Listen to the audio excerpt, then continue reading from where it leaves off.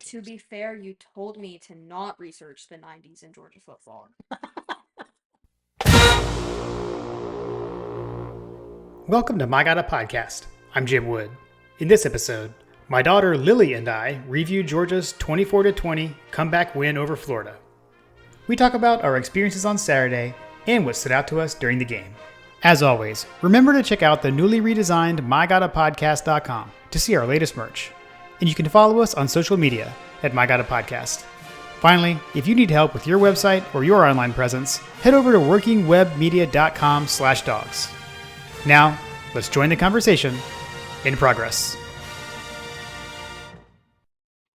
All right, special guest for the Florida review episode, uh, stepping in for John. So I don't know what the cold open is going to be, but assuming there was one, probably sounded a little different. So this is my youngest Lily, who we talk about on the podcast frequently. Lily, welcome to My Gotta Podcast for the Florida review episode.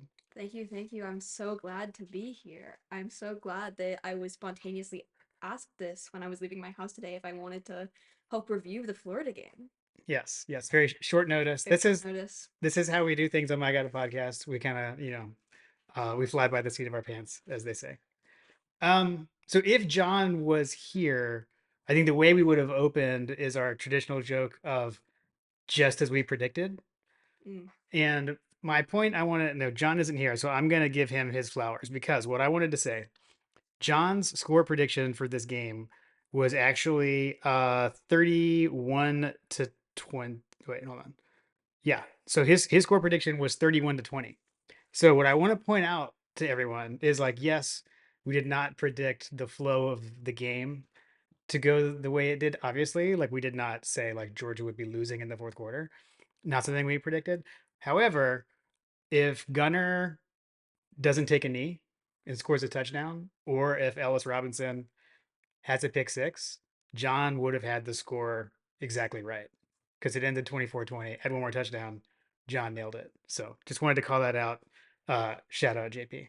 Love that for him. And hey, I mean, I mean, I think it was a very iconic moment of Gunner taking a knee there. Mm, yes. Where did he get that idea from, I Lily? mean, I mean the Auburn game, he really learned from Kirby yelling at him on the sidelines. 100%. 100%. Didn't want to have the ire of Kirby again, No, no, no. having already experienced it in the Auburn game. And not only was it the right choice, but it was also very funny. So, uh, I think the now also almost as iconic part of Gunner taking the knee is now that we've like gone back and looked at the footage and we see that Oscar Delp took a knee Yes. first. Gunner wasn't even the first one to take a knee. It was almost as if Oscar Delp was reminding Gunner to take a knee. Mm. Very true. Very true. Okay, so I wanted to kind of start with that. I guess generally we usually just kind of talk about our Saturdays in general. How was your viewing experience? What did you do to watch the game, Lily? Um, well, I mean, it was kind of cold outside, so Hmm. I watched it from my TV. Um, yeah, it was so fun. We had the free TV Yeah, experience, we had right? it for a brief period before it got a little bit too chilly. I love my three TVs. I have informed some of my friends about it, and they make fun of me a lot for it, but they just don't understand that you need to have three TVs. What would we do if we didn't have all three TVs to watch all these games? You got to have the multi-view Exactly. experience, and especially on a weekend where, as YouTube TV subscribers, Oh no, we didn't have the standard multi-view available we to couldn't. us. We had to do the three unique TVs. So we had the Right. three games going on, but all over the antenna. Yes. I think is generally what we were doing, right? Hmm. Yeah, no ESPN. So I don't know. I guess pro tip for all of you out there who were without um, YouTube TV, always have a backup powered antenna in the attic, and then you can always watch if it's on ABC. Although Yes. not so lucky for the next game because it'll be on ESPN. So we're gonna have to figure that out. We'll see. Okay. So yeah, so we did that. Oh, we stayed up to the end of the game. We had the fire going. Yeah. We had the fire Nice and going. cozy. We had bean dip. You had your wings. I had chicken wings. They were Okay. burnt, but can't always have the best chicken wings. I didn't make them myself. So Yeah, no. okay. Okay, my bad. Next time I'll have to make them myself. Okay, so what for the game itself, how I don't know, this was probably I want to say this is maybe the closest Georgia Florida game that you've Yes. watched, right? I would definitely have to agree with that one because I remember last year being so stressed out about the Georgia Florida game, and now looking back at it compared to this year, it was nowhere near as anxious. Yeah. Yeah. This is with these young Georgia fans like Yes. you. You don't have the like we used to lose every game to I this don't guy. remember this. I wasn't alive, actually. And if I was alive, I definitely was not watching football. True, true. So yeah, so I don't know. Close game. Start of the game, we get the ball first, right? Which Yes. we usually always want to receive, so we don't have that. Yeah. So we get the ball, but then we just, I mean, We march. march down the field. Yeah. It was amazing. It was beautiful. Little did we know that would not continue. But yeah, you start off with that scripted drive, and you want to see. I mean, that's the thing that we've been asking for, though, right? We're like, Yeah. we want the fast Started start. off strong. Yeah, yeah. So started off great opening drive. I think Gunnar looked well. I think that we were kind of mixing it up and everything. Then you capped it off with a touchdown pass to the unofficial official receiver of My Got a Podcast and Dylan Bell. And like things are off and rolling. We're hitting the gifs on Twitter with the Munson touchdown. We got the Dylan Bell beating his chest, and it felt really good. And then things kind of take a bit of a turn, I guess you would say. Yeah. Um, which I guess really, when you think about it, it kind of all started with, unfortunately, with the short punt from Thorson, right? Yeah, and it was really odd because we don't typically see Thorson do punts like that. We typically have very, very good ones, typically give them a really long field, but it was very odd. Yeah, very a It was, rare shank for yeah, for Jay Thorson. it was very weird. I think it was 25. It was 25 So yards. 25-yard punt, and then they've got the one play Was touchdown drive. only one play. Um, which again, like looking back at that, um, I don't know really how much film review, because you don't have TikTok, but on like on the Instagram, um, I believe from what I recall, like one of the safeties I think stepped up, basically like thought Lagway was going to run, Yes, and steps forward, and then mhm, threw right over his head. yeah. And hey, in my opinion, having one really big play is much better than them doing a bunch of really small plays and showing that our defense was doing poorly. Hmm. And now that may be different, but to me, that doesn't necessarily show that Georgia was doing awful. It was just one small mistake in that second that caused a simple touchdown. Okay, okay, I like that. I like that way to look at Yeah. things. See, you need to like say these things to me during the game to keep me more calm. Calm me down. Very angry, lots of screaming, though I do contribute to that a lot. So what? Why don't you tell the people what we heard from the people around us when Florida scored that touchdown? So, are we talking about our neighbors? Yes. So, so we may or may not have been receiving messages from some of our neighbors saying that we were very loud and that they could hear us. But there was also a horn. Yes. Yes. But we've always been very loud, and I don't think I've ever had an experience where I've at least got called out by our neighbors, but I thought it was really hilarious to me, at least. Yeah, we were basically being like, I would say we were being heckled by our friends. Yes. Like anytime Florida would do something good, there was a group that was watching the Charlotte FC Mm-hmm. soccer match, playoff match, and so they were gathered to watch that. So they've got like a vuvuzela to make all the noises when they do Yeah. things. So we kept hearing that and being like, I kept saying, "Did Charlotte score?" Yeah, and I kept checking the score. Nothing, literally nothing was happening in that game. Yeah, yeah. So I had a conversation with them on Sunday and confirmed they were just messing with us. So they had the Charlotte FC game on and Georgia, Florida, and decided to heckle us uh, from the end of the street. Well, sadly it worked Yes, because it made us mad. yeah. So we definitely heard that on the long touchdown pass. So I think if I'm remembering right, so then we got the tie game. Then we're coming back down, and then we had the unfortunate interception. Noah Thomas, man. I definitely I remember in that moment being like, "Who is this kid and why did he not catch?" I was like, we've always been having these issues, especially last year, and we've been getting a lot better. Our receivers have been getting a lot better at catching, a lot less butterfingers. And then I remember the touchdown pass to Noah Thomas, and when I saw that, I was like, wait a minute. That's the kid that didn't catch the ball and caused the interception. And I immediately was like, I forgive him. I'm so sorry for being mad at you, Noah. I hope you can forgive me. I hope you never hear all these bad things I said about you. But that touchdown, I feel like really brought back our team, and it really, not just score wise, but emotionally, Mm. and it really brought us back together. And I think it showed us that we knew we could keep moving, and if if Noah Thomas can score, then maybe everyone can score because I not Fair. not hating on Noah Thomas. I love you, Noah Thomas, but Yeah, I mean, and that like capped off the end of yes. like that middle eight, right? So like Mhm. that's the big Kirby's big thing is you want to win the middle eight. And so that touchdown to Noah Thomas after we stopped them to start the second half, Yes. we did a touchdown. So that combined with getting the field goal to tie the game, right? At the end of the Beautiful field first half, goal. which I think maybe this is a good time to talk about I guess there was at least two, I would say probably three, I guess, plays that were kind of controversial. So the first being, did Gunner fumble versus the incomplete pass, right? Because it looked like we thought he had fumbled,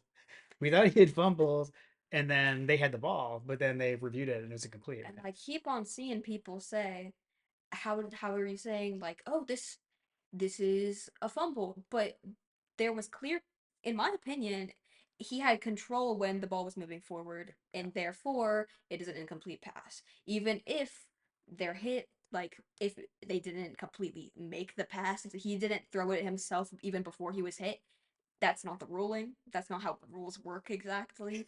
So Yes. like you gotta remember that. But also, it definitely, in my opinion, it definitely looked like he had possession and control when the ball was moving forward.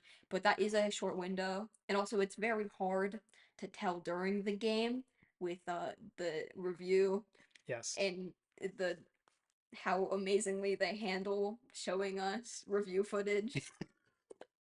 It's true. I do. That's one where I do wish the SEC would adopt what the ACC is doing with the live look in and like Yes, I love that. seeing what they're seeing and hearing what they're talking about. I feel like would be really cool. But I agree with you, and I think in general, like I thought it was incomplete as well. My only thing is like if you watch those things over the years, I feel like it's changed, and like I just think all I could think of was national championship game against Alabama, the Stetson's fumble.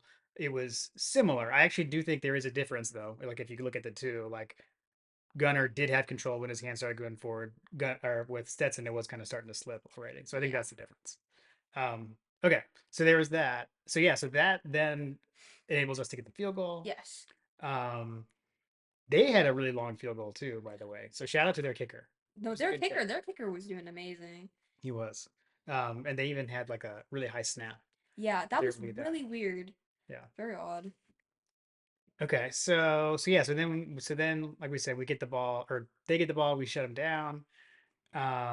Then we're able to just to score first with that pass to Noah Thomas, and then but then it was kind of again like it just kind of Eh, like we kind of went into a lull yeah. offensively. I feel like.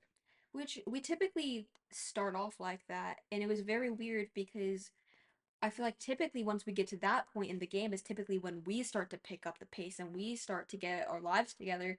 But it almost like shifted. Like the start of the game, we were on top of it, we knew what we were doing, and then the middle of the game, and then like the second third of the game, Mm. that just chunk, like the third quarter, it almost felt like we didn't know what we were doing mainly. And it was really weird because typically that is where we realize, oh, we gotta actually win this game, don't we?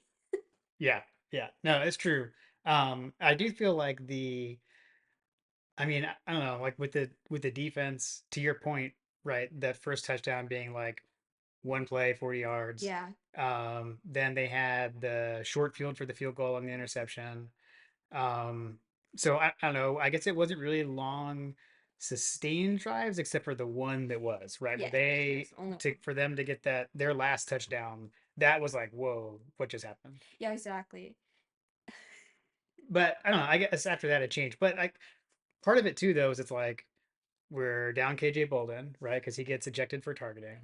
So you've got that. We were already down Kyron Jones. So we've got guys in there in the secondary I playing. had no clue who like half the people were. Actually, I don't even know that we talked about this. Do you even know who number two, who was playing safety, who that is? Um, if I went over to the kitchen counter and I grabbed my paper that gave me all the names of the players, I would know. Fair enough. Fair enough. Let me say this. He's number two. There's another player on our team who wears a number one less than his, and that's his brother. It's Branch. So that's actually Zachariah Branch's Well, if you brother. had Yeah. told me that his last name was Branch, I would have remembered. But I sometimes I just forget numbers. It's all good. That's all good. So yeah, so you got Zion Branch really playing his first like meaningful playing time, and I mean, I think he did pretty good. Yeah, I think definitely, especially for first time and in such an area, in such an environment, being in Florida Stadium for your first like real game, putting in a huge amount of effort. He did amazing. yeah, yeah. He really did. I mean, he made some big plays, made some big tackles. Yes. So he played well, and then I mean, I think CJ Allen just continued. CJ Allen, I swear I said it once and I'll say it again. He was our team for a good chunk of that game. He appeared and I would be like, "Oh, there he is again, CJ Allen." I think to me the play when it was like DJ Lagway was running like did like the zone read. Hmm. He's running to the left, and watching on TV, I was like, oh no, like He's going. He's going. he's gonna score. Yeah. And then CJ CJ Allen Allen, appeared out of nowhere. he comes in there and just like dives in there and takes him down. And it was like to me, I think what I texted in my text thread with like John and Hunter was like, I mean, that was like a Roquan Smith, like N'Kobe Dean type play, right? Where you've got our inside linebacker is like really like taking over and Yeah. tracking those guys down. And I typically get scared when there's just one guy from Georgia trying to make a tackle because we we, we miss quite a bit. But genuinely, I think CJ Allen just immediately when I saw that he was the one who made it, I was like, yeah, yeah, I see. It's CJ Allen. I have so much faith in him. Sounds right. Sounds right. I do too. I do too. Um, I skipped something. I was looking at we have a few notes. The one thing I meant to talk about Don't expose us. when we talk about, yeah, nothing to see right here. When the Noah Thomas touchdown that he scored. Hmm. I know we've got some people out there that are like the Bobo haters, right? They don't like the Bobo. I love you, Bobo. Run the dang ball, Bobo. But the play design on Noah Thomas's touchdown was so good because you've got like how many times do we run that play where Zachariah Brands just kind of like runs out in the flat, right? And we just throw it to him immediately, and then he does his jump stop, Yeah. and like zigzags everywhere. So like that play, that's basically what it looked like was going to happen. Exactly. It was such an amazing fake because everybody always immediately sees Branch on the field and they're like, oh, short pass to Branch. But that definitely did not happen. And us deciding to make that choice, and it was an amazing fake play because it looked so genuinely real. Yeah. Yeah, it was well set up, right? Yes. That's the kind of thing where it's like you're setting it up all game, you're setting up, and then finally this one time they're expecting Thomas to block, Yeah. right, for Branch, and then he just He runs just right ran. by him, and he was wide open. It was beautiful. Exactly. Yeah, so that was a cool play. That was a cool play. Um, I guess so. There was that. There was I guess the other controversial play that I feel like went against us would be the did DJ Lagway fumble or not? Because like remember when he's like stretching out with the ball and they said he was down and like I feel like the ball was coming loose. So I remember this very well. I remember they kept on freezing the frames and stuff. And that's the thing is you can't freeze the final frame right when it's hitting the ground because from what I could see was it hit his hand, he was holding it, it fell out, and then when his hand was going to the ground and when the ball was hitting the ground, his hand remade contact with the ball. Yeah, So there was a brief moment where he dropped it and yeah. you can't it that's not how that works. That's how I saw it too. That's how I saw it too. So there was, I don't know, maybe this is to remind the Florida fans who are all upset about the other play I'm about to get to, right? So then you got the play where, and shoot, I don't even remember what down it was. No. It was, but when they've got the long pass play where, I mean, my one question is, I kind of need to go back and look and try to figure out how that guy was so open, I have um, no clue. for one thing. But so I'm guessing. My guess is again we thought got lost. Lagway was running Yeah. maybe and kind of started sneaking up to try to tackle him. Also, he was really far downfield, so maybe they thought he Yeah. couldn't throw it that far. And I guess, That's a huge possibility. They might have, especially with his interceptions that he was throwing earlier in the season, the amount. I mean, they're probably thinking may not be able to complete that pass, may overthrow it, may underthrow it. right, which, and as we saw, he did underthrow it because He definitely underthrew if he had it. thrown it far enough, it's a touchdown. Yeah. Because that guy was wide open. But so then there's the did he or did he not catch it? Which to me, I think we were like sending around the rules in some text threads as well on that one. But it's like if the ball touches the ground at all before you've secured it, it's not a catch. And so I don't know how you can look at it and say it didn't touch the ground between his arms. Well, also we need to remember that on the field it was ruled as incomplete. So you need complete and indisputable evidence to prove otherwise. Yeah, And there was no angle that proved either or. I yeah. mean, to me it looked like in one of them it hit the ground, but if you can't tell whether it hit the ground or not, then there's no way for you to overturn that call. Well said. Well said, Lily. I like that. Accurate. I guess the only other controversial element that I forgot about was, yes, you can be called for a false start as a quarterback for clapping. What? Like I remember we were all like, called on Florida. No, how? I mean, I'm young. I haven't seen a ton of football. I've never seen anything like that before, but clearly not many other people have either. Yeah, I will say it is in the rules. We pulled that out as well, so it is in the rules. I would say technically yes, like he did do what they say you can't. Usually you see it more called on like for those who are watching on YouTube, it's like the quarterback under center who's like nodding his head forward, Mhm. right? So when he's like Yeah, he's faking doing the head nod, and this was the exaggerated exaggerated clap. that's my. And if you watch it, it was a little bit different than his normal It clap. wasn't like a. It was like a. His hands like flicked out when he drew them out. Yeah, Like it wasn't just like he grabbed his hands out to clap. It was like he like threw them out almost. right. It was very weird. It was bird like. Yes. Yeah. Okay. So yeah, so that was a thing. But luckily, ended up not really mattering, I Yeah, guess, so no. much. But yeah, but then, the only thing I'll say like the kind of like the lowest point for me, and I think for a lot of people was um on their last drive. So we're up four, they've got the ball. I mean, they were moving the They ball. were moving. I was getting really nervous. I was stressed about that. I think I got a text from someone who is another co-host of this podcast. I'm not going to name any names. Who was like, "Oh my gosh, like, are they death marching us? Is this like the Florida death march? Like, what's happening?"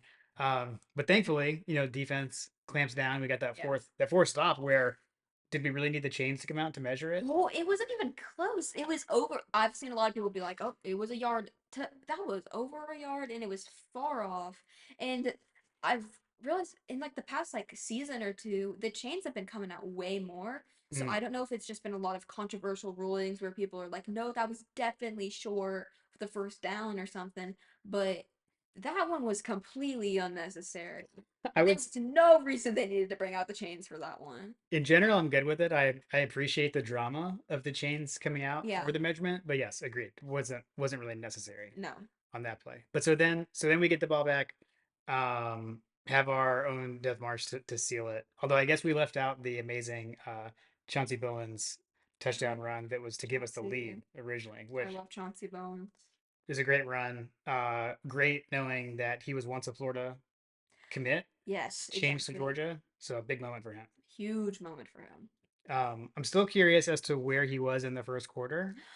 I would I didn't realize it until later in the game where he started making huge plays that he just wasn't really doing much. And it wasn't necessarily because he wasn't capable, it was because he just wasn't there. He wasn't there. Yeah. So I don't know. I never heard an explanation for what was going on. Um, but so we'll see. But at any rate, amazing touchdown run. I think Kirby has come out and said that like Gunner actually changed the play a little bit. Like he changed the play. He saw something in Florida's defense, and Chauncey was able to change the play a little bit. And Chauncey took advantage of it. And something that you're not gonna know and won't be able to relate to, but Okay. I think some of our listeners will be able to. Chauncey Bones is out there running in that number 33 Mm, jersey. He looks a lot like Terrell Davis. So someone you don't really know of, and I have not done a good job of teaching you about Terrell Davis, but he was a Georgia running back mhm. back in like the early 90s, and then he was on the Broncos Super Bowl winning team. To be fair, you told me to not research the 90s in Georgia football. True, true story. uh so yeah, well played, Billy. Well played. So yeah, so I don't know. He definitely he looks like Terrell Davis out there Mhm. to me. But that was amazing. And then he had another huge play on the game sealing drive. Like he got a huge first Mhm. down before Gunner's ultimate, Yeah. taking up the knee sealed the Yes. game. So and then then the celebration was on and all the players were jumping into the stands. Yeah. So Great photo of a lot of people. The photo of Lucky. mm, Saw that a lot. yeah, yeah. And then last night we watched the cinematic The review. the The highlight. highlights. Yeah, those were good. Very good. Very dramatic ending with Gunner taking the knee. Got to see it if you haven't seen it yet. If you haven't seen it, the way that the music like stopped right before it was like building up to the climax, and then he took a knee and everything went awry and it was amazing. Definitely had like the absolute cinema Yes. moment. Mhm. Okay, anything else on this year's world's largest outdoor cocktail party from your perspective? I mean, I feel like we covered. Oh, is there anything you have to add?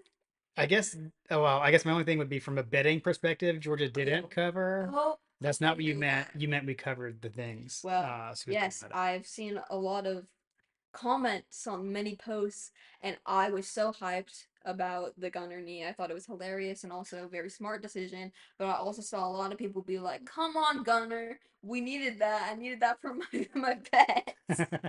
Like, get to the money line, Gunner. Yeah, yeah. Hey, I that when you can end the game, you end the game. Yeah, It was a high IQ play. Like you said, he didn't want to get chewed out by Kirby, exactly. like he was in the Auburn game. Okay, why don't we do a quick rundown with coaches over unders? So quick update there. I slightly did better slightly than John. I went 5-3. He went 3-5. So I've got a slight lead on the over unders. John crushed me in the pick'em games. He went 3-1. I went 1-3. Horrible week for me. Not even picking up against the spread, just picking straight up. I went 1-3 on Oh, the 4 games that were given to us. So shout out Coach Trillbill. Thank you as always for doing those, sitting them in and tracking them for us. Always a good time. Thank you, buddy. All right, so after the Georgia game ended, we didn't have the ESPN, but we were still able to watch a little bit of football. What was the rest of your just day in general? How are you feeling about the college football Saturday?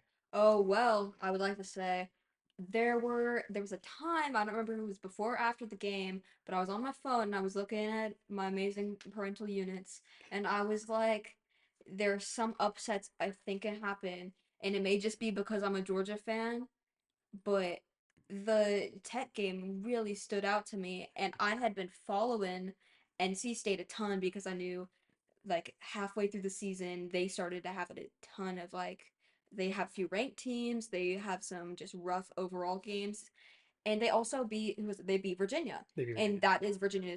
that was their one loss. So I was like, hmm, I was like maybe there's a chance for an upset, and I remember telling my mom, and she was like, no, NC State sucks, but I'm aware. I was because I had been keeping up with them that entire season so far. So when we were able to watch some of that game, um, I remember. Well, my first response was we could have been at that game. That was true. True. That was discussed at one point that we were going to try to go to an NC State game this year. But then we wouldn't have been able to watch the Georgia Florida game from home, and it would have created a whole ton of just issues. And if we were in a hotel and we were watching a Georgia football game, everyone in the hotel would hate us. Um, We would have been like late for kickoff. yeah, we'd be late for kickoff, and then they would all be we would get like noise complaints from yelling at our TV. Mm, true, true. Hmm. But yeah, so yeah, you totally called that one. I called it. You called that one. I mean, it was a great day in college football Hmm. for from the Georgia perspective. You've got Georgia won, obviously, Whoa. which obviously means that Florida lost as we were playing them. But then on top of that, like all of our rivals lost. So Yes, Florida lost to us, Auburn lost, Georgia Tech lost, Tennessee lost. that Auburn loss was crazy. That was wild. That was wild. And then their coach is Been fired. no longer there. Everyone is getting fired. I mean, do whatever you think will help you win a championship. Yeah, yeah, for sure, for sure. Um, well, I don't know. Yeah, That's probably about it for the weekend. What? yeah. What? Is there something else? I would like to say though, I talked about this.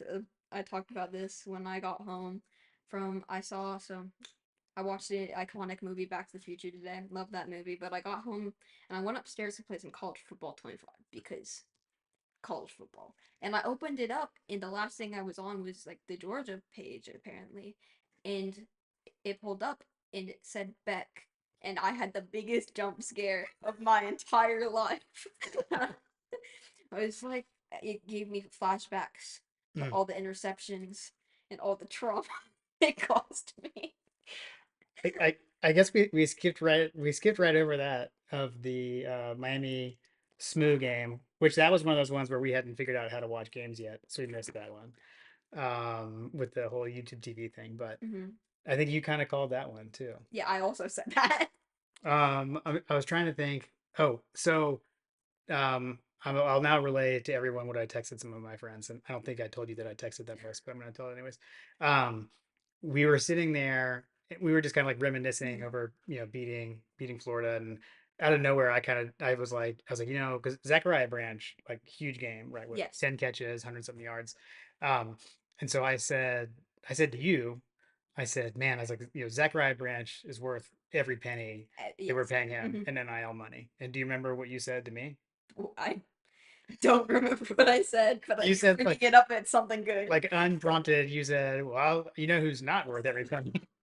It's not worth every penny. Carson Beck. Mm, I will admit that. And also, there's that moment where you're talking about how Gunner was able to change the plays, Mm, and it's the fact that we trust him enough to make those choices, and he does well at that too. He's very smart. He's a very nice guy, as we know. From um, that's a true story. True story. we have met him. Very sweet man. Love Gunner.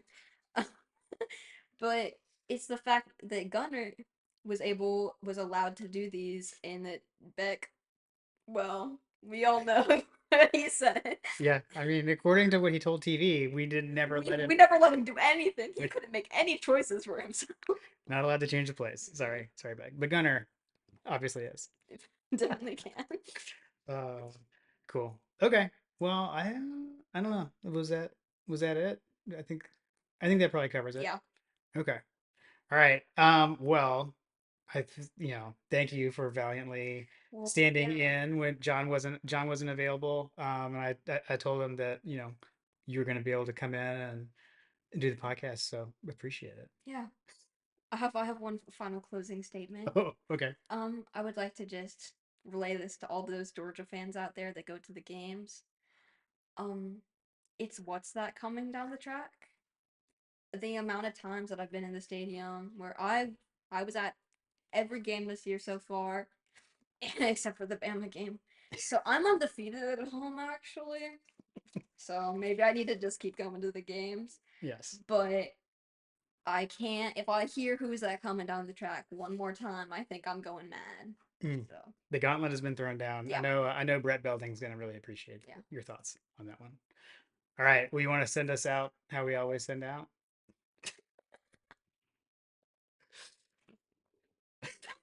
See, see, this is what happens when you know that your daughter doesn't listen to the podcast. I used to listen to it at half speed. Well, oh, that's true. You used to like to listen at half speed, and then at like Funny. at like 3 times speed to either have us sound like we were talking Chipmunks. super slow or like chipmunks. So yeah, true. No, I'll start us off, and then you can just reciprocate. We'll be back. Um, I'll be back. I think I'll be back for preview Mississippi State later this week, and so we'll see y'all then. And go dogs. Go dogs.